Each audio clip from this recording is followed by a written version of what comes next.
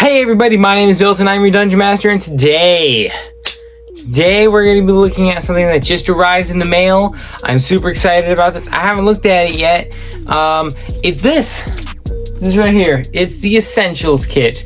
Now, I know you might be thinking, Milton, why did you get the Essentials Kit? Why did you do this? Well, the reason I got this is because I wanted the little tiny mini campaign one-shot thing that's in it. Yeah, so let's jump right into it.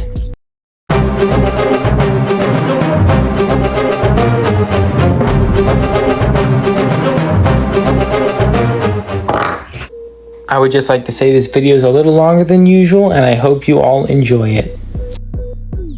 Okay, so here it is, the Essentials Kit. Alright, so first impressions of the box. It has a pretty cool art cover. I like the dragon. It's the same dragon that's in the monster manual. I like the art. I just said that. Let's look at the back. It's here. Ooh, it says unleash your imagination. A little too late for that. Alright, so first, the Essentials Kit comes with this little box. I don't know exactly what it's for. I just quickly put it together.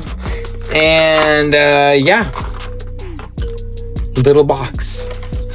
Next, the Essentials Kit comes with a set of red see-through dice. This is actually my first set of see-through dice since my first dice set that I bought 5 years ago.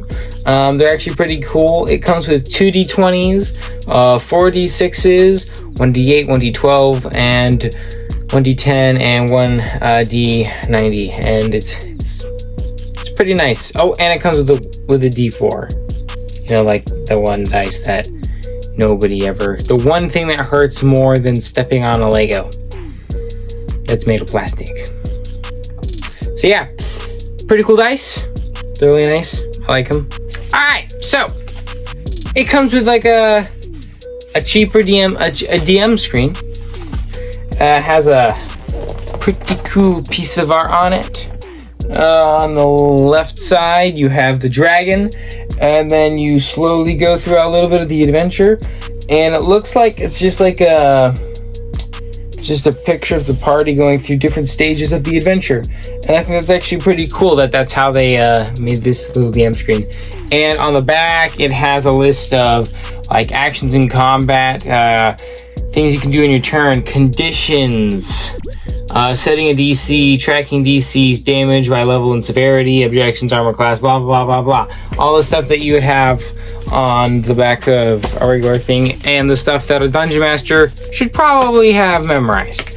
But if you're just getting into D&D, you don't have to have it memorized immediately. So yeah. Next is the Essentials Kit rule book. Keep saying rule. So looking at it, it looks like it's got pretty much the beginning of the player's handbook. That's a new piece of art. Never seen that one before. But yeah, so it goes through like braces and stuff and like very, very vague detail. Goes through classes, goes through cleric really quick and gives you all of their spells in their space. Which, by the way, I wish they did that in each book, where the spells were with the class that they can be used with, instead of having to go to the back of the book and finding the list. And I also wish that each spell in the list, it said like necromancy, thaumaturgy, like gave you the different schools of magic that each spell came from, because it would make, like, trying to make certain builds, it would make doing that so much easier. Okay, it looks like it goes through all the different rules of the game. It's like a mini player's handbook, pretty much. That's what it looks like. And looks like it has some new art. Well, not new art, but has some different art from what is in the PHB. And yeah, it's thick. It's got how many pages? 64. It's got 64 pages. Oh, and at the back it has sidekicks. see here. Spellcaster, Expert, Warrior. It has 3. It has 3. Oh, these are 4. So okay, so they're like little stat blocks for extra NPCs who join the party. Yeah, that's pretty cool. That could be useful if you're like DMing for one person and you want them to have like somebody to have a conversation with during downtime or something. Alright, next. Well, this is really cool. It's like a little initiative tracker thingy, mabob.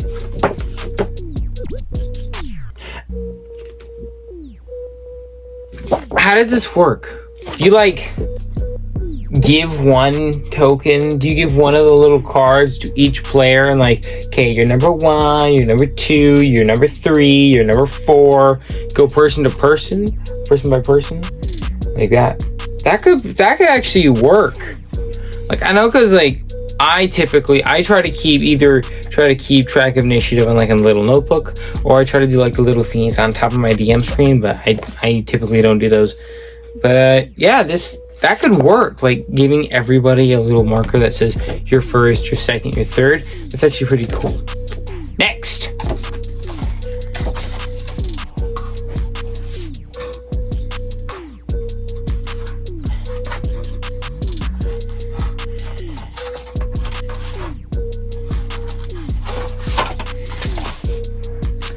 Okay, so it looks like there's a bunch of different.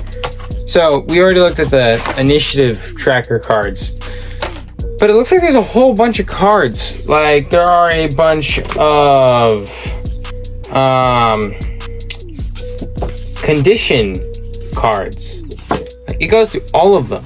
Like it goes restrained, prone, poisoned, magic charm, unconscious, stunned, combat. What is? Oh, like then like little rule, like combat rules. But it goes through all of the different conditions.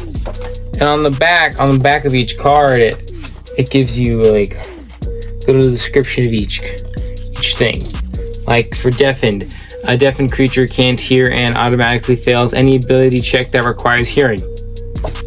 Or charmed, a charmed creature can't attack the charmer or target the charmer with harmful abilities or magical effects. The charmer has advantage on any ability check to interact socially with the creature. That's pretty cool. And then you also get there's a bunch of like NPC art. Oh, that's cool. Okay, so it comes with like a little card for an NPC, and then on the back it gives you like their personality, their ideals, their bonds, their flaws. It's like little tiny little cards to like. So you can like give your party for this specific thing, like give them little cards. You're like, yeah, this is what this person does, and then if they want to keep the person in mind, then you can just hand them the card. Yeah, that's actually pretty cool. I like that. Then there's a bunch of magic items. Like, yeah, it says magic items, and then on the back it has a bunch of different magic items. That's pretty cool.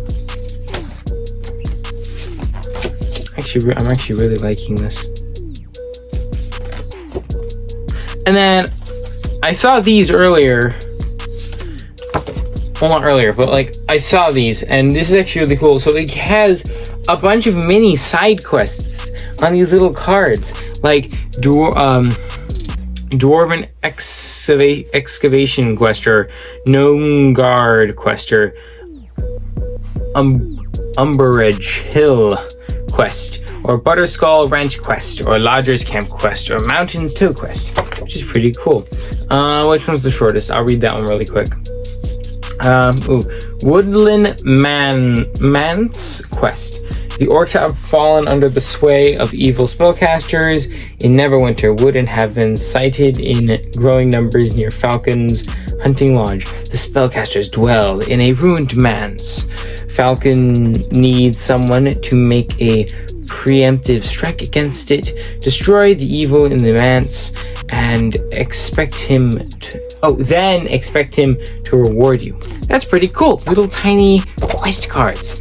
I wish I had thought of that before. That's actually really cool. Because then you can like make like a quest board, kind of like in a video game, kind of like in The Witcher. where like you walk up and then you click on the thing and then it gives you all like little quests and you're like, I'm gonna take all of them. So yeah, that's really cool. All right, next.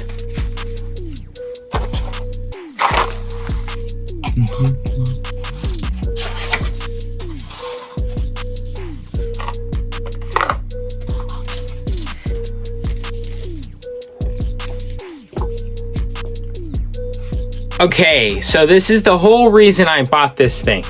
The only reason. And it's Dragon of Icespire Peak, the adventure. And I've heard so many positive things about it. Like, it's simple, it's beautiful, it's great for both good players, bad players. It's good for, not good players, but it's good for like older, more experienced players. And it's great for younger, newer players, because it can really get them into the game, and it's like simple and wonderful. And I haven't ran it yet. I'm actually I am by myself for pretty much the entire week, and I really want to run this with my friends. So guys, if you watch this video, it's coming out tonight. I know that.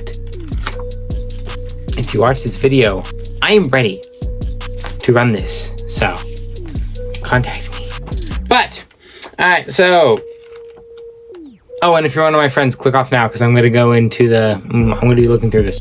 Okay, so running the adventure. Let's read the little intro. What's it say? Let's get my Shakespeare on. This book is written for the Dungeon Master.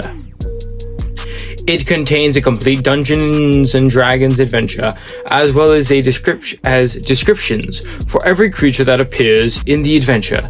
It also teaches you how to run a D&D game. The other book that accompanies this one, called the Rulebook, contains the information the players need to create and advance their characters, the adventurers and heroes of the story, as well as the rules you need to adjudicate situations that arise during the adventure. Overview. A D&D adventure is a collection of locations, quests, and challenges that inspires you to tell a story. The outcome of that story is determined by the actions and decisions of the adventurers, not the Dungeon Master. Looking at you, railroaders. Which I do from time to time. Where was I? And of course, the luck of the dice. You can run Dragon of Icespire Peak for as few as 1 player, or as many as 5 players. Each player starts with a first level character. The adventure is set a short distance from the city of Neverwinter, in the Sword Coast region of the Forgotten Realms. Setting. The Sword Coast is part of the North, a vast realm of free settlements surrounded by lawless, untamed wilderness. You don't need to be a Forgotten Realms expert to run the adventure, as everything you need to know about the setting is contained in this book. If this is your first time running a D&D adventure, read the rule of the Dungeon Master section. And then it has the role of the Dungeon Master section, which looks like it takes up a bit. Ooh, DM tips. See if I follow these. 1. When in doubt, make it up. It's better to keep the game moving than to get bogged down in the rules. Yes, that is very true. There have been many times where I've done something that I would say a lot of people would wince at. Embrace the shared story. D&D is about telling a story as a group, so let the players contribute to the outcome through the words and deeds of their characters. If some players are reluctant to speak up, remember, ask them what their characters are doing. Yes, that is a very good thing to do. I struggle with that time to time, and I need to get better at making sure that everybody gets to be in the spotlight every once in a while instead of focusing on one player for an entire game. or session at a time. It's not a competition. That should be pretty obvious. I do know that there are some people who are like, I must win Dungeons and Dragons. And some DMs are like, I must kill my players. That's the entire purpose of the game. No. It's about being, as it says next, be consistent and fair. But that doesn't mean that you don't give your parties a challenge. You don't throw a Tarrasque at a level 1 party. Although I think they could probably handle it. But if it's like a less experienced group, don't throw something big and beefy and giant at your new group, because then they might hate you as a dungeon master. Let's hear. Modify the adventure to suit your tastes. Yes, if you don't like something in a module, for instance, there are some parts of Icewind Dale that I've ended up modifying because they're either too extreme for my younger players, or for for reasons and stuff. Yeah. Next is keep a notepad and some graph paper handy. Now that is such good advice. Taking notes constantly. You should always be taking notes as a dungeon master. I forget to do that constantly. I never do it, and I always regret not doing it later. So I just have to keep everything in here, and there's only so much space in my head. So yeah, keeping notes is a good idea. Yep, those are all the DM tips. All right, let's get to the adventure. Come on, let's get going. The adventure begins. Again, if you're one of my players, click off now. And then after we play this, rewatch the video. The adventure begins in the mining town. Wait. The adventure begins in the mining town of Fandalin.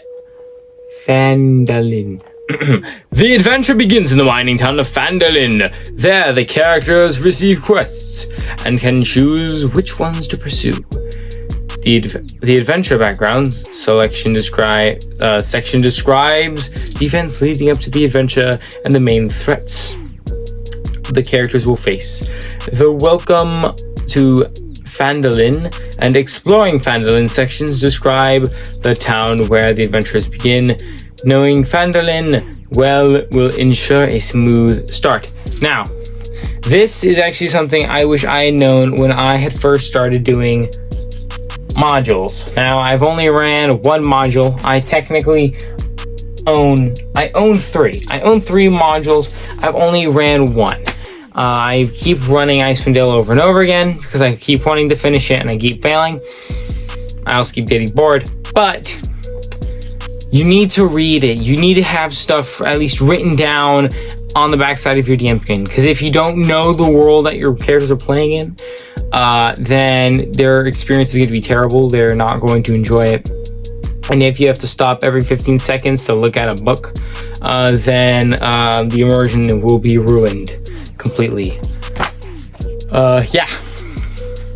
All right. So the party. So it looks like the party.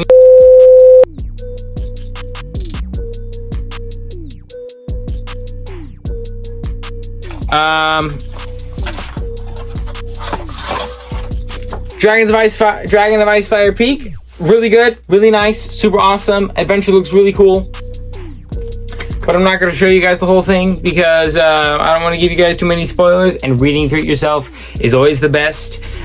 So yeah, and plus you can always go find somebody else's video on YouTube, but please don't click off now. So then you also get a map, which is really sweet.